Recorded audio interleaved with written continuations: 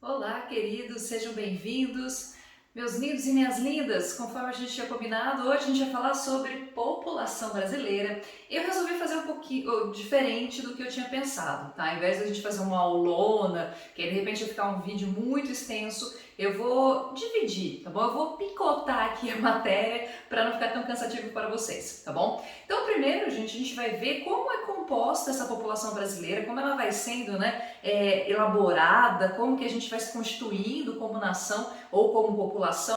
E isso vai começar, obviamente, lá em 1500, quando a gente tem a descoberta do Brasil, que na verdade não é exatamente uma descoberta, é sim muito mais uma conquista, né? Já que os portugueses eles não descobriram exatamente. Bem, quando chegaram aqui, gente, os portugueses então se depararam com aquilo que a gente pode chamar de primeira matriz populacional brasileira, que é a matriz indígena. Ou seja, quando os portugueses chegaram aqui, ela não era uma terra desolada sem ninguém, tá? O Brasil, ele tinha sim pessoas morando aqui, a gente tinha uma população relativamente grande de indígenas. E esses indígenas, gente, eles estavam espalhados por todo o território brasileiro, em locais que hoje, por exemplo, não tem nem vestígio dessas populações, mas elas estavam presentes, como é o caso de São Paulo, né? Vários locais, aliás, aqui do estado de São Paulo, no Brasil inteiro, né? Litoral, Brasil como um todo.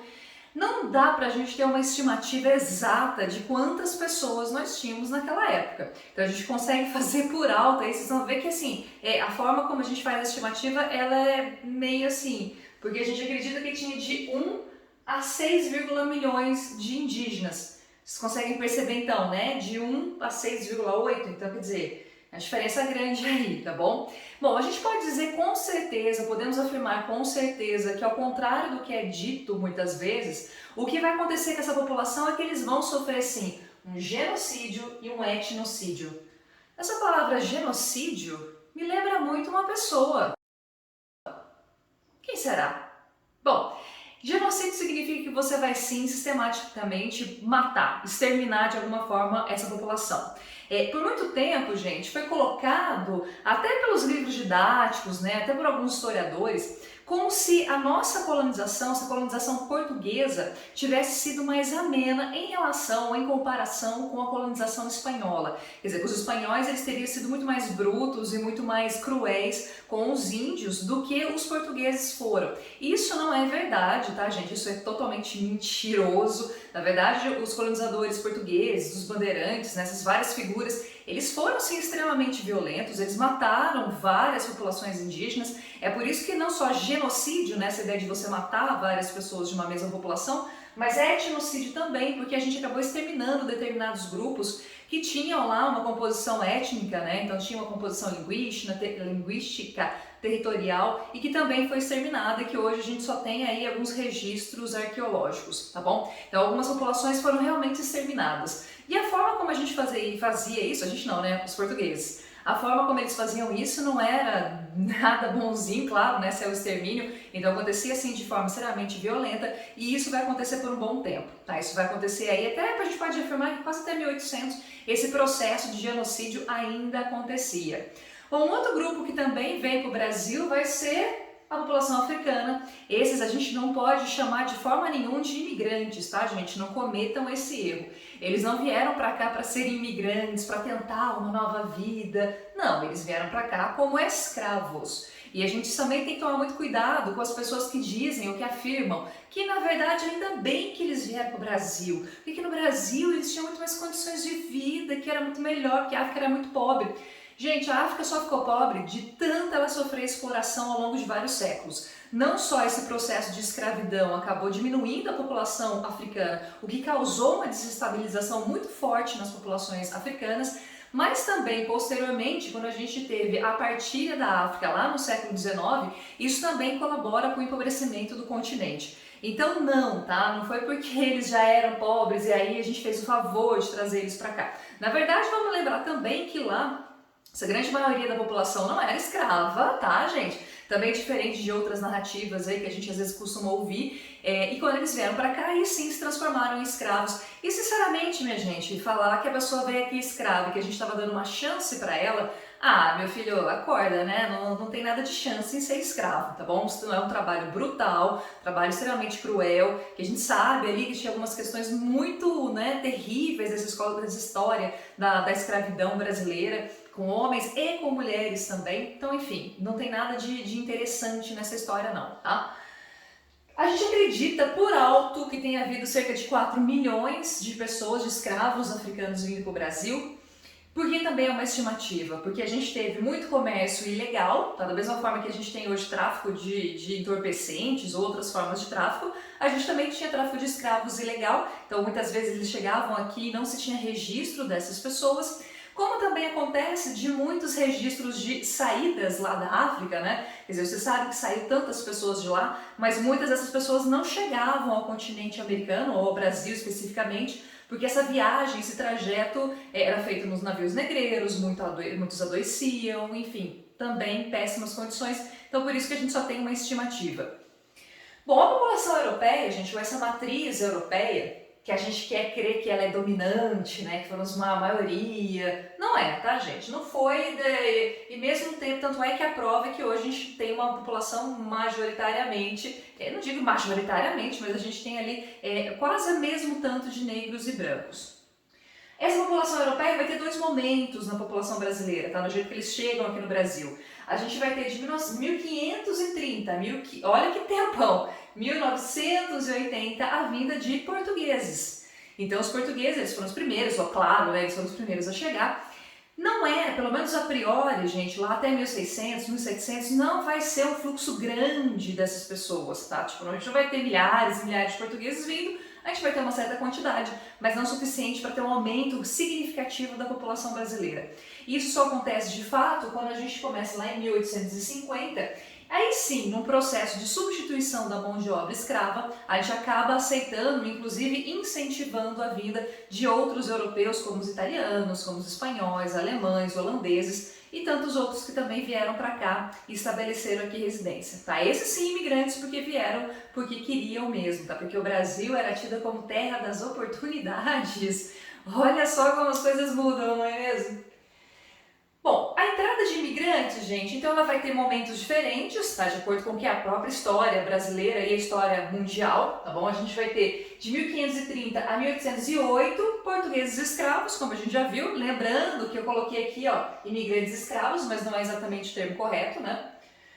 De 1808 a 1850, gente, a gente vai ter dois momentos, tá? Lembre-se que a partir desse momento a gente tem a vinda da família real portuguesa aqui para o Brasil, vieram fugidos, né, de Napoleão Bonaparte, vocês devem se lembrar dessa história. Então a família real portuguesa muda aqui para o Brasil, isso incentiva a vinda também de outros portugueses. E ao mesmo tempo a gente tem essa abertura de portos, quer dizer, os portos eram só fechados para Portugal, a gente só fazia comércio com Portugal como colônia, né? A gente só fazia comércio com Portugal. Começamos a fazer comércio também com a Inglaterra, apesar do termo, né, aberto, mas na verdade é principalmente a Inglaterra.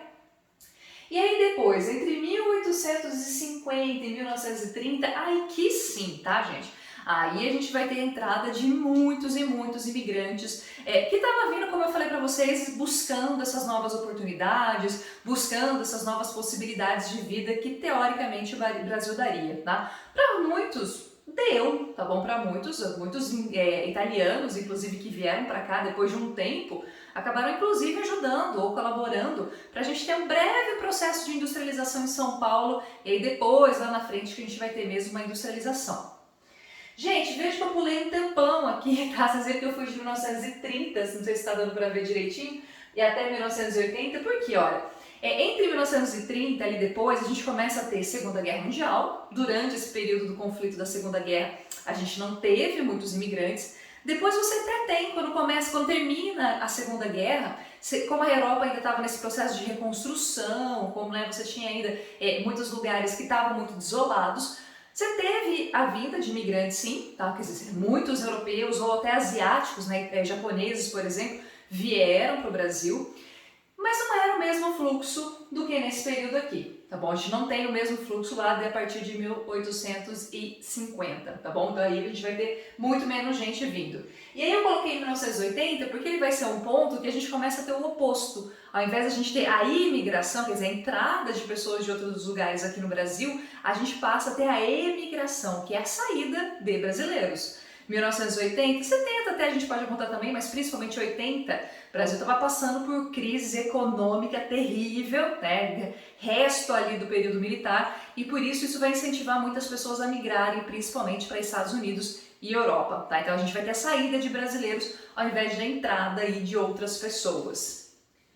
Gente, vocês lembram desse termo aqui que eu mostrei para vocês, crescimento natural, que também pode ser chamado de crescimento vegetativo, tá? O crescimento natural é o crescimento da população. Quando a gente tem essa imigração aqui, ó, esse processo de imigração, a população brasileira ela vai crescer, tá bom? Se está vindo milhares de pessoas de vários lugares diferentes, é claro que o número populacional aqui do Brasil aumenta. Lembra que isso é um dos fatores de crescimento, né? A imigração. Ao mesmo tempo, a gente vai ter algumas transformações da população brasileira que ajudam que a gente comece a entrar lá, lembra da terceira fase da transição demográfica? Quer dizer, a gente começa a ter um crescimento muito grande da população, mas aí depois isso começa lentamente a se estabilizar e a gente tem crescimento hoje, mas é um crescimento mais lento.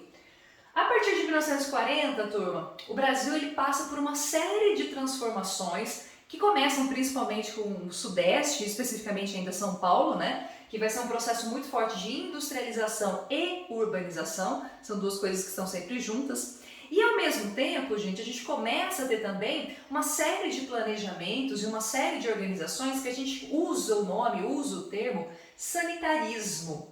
O que é o sanitarismo? É uma preocupação muito maior do governo brasileiro em você ter cidades que fossem mais salubres, mais limpas, com saneamento básico, com água encanada. A gente começa a ter, digamos assim, uma espécie de limpeza nas cidades, tá? Que a gente vai ver depois que tem consequências não tão boas para todas as pessoas. Mas enfim, com isso você acaba lentamente a ter uma diminuição nas taxas, tanto de natalidade quanto de mortalidade.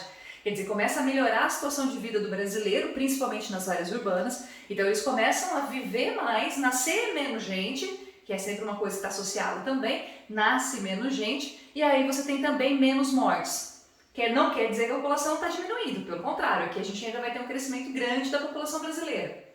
Em 1960 a gente começa a ter também o planejamento familiar, e com isso, as pessoas planejando as suas famílias, cai a taxa de fecundidade, quer dizer, o número de filhos por mulher, as mulheres cada vez mais, elas vão entrando no mercado de trabalho e isso muda um pouco a composição da família brasileira, né, como essa família se organiza.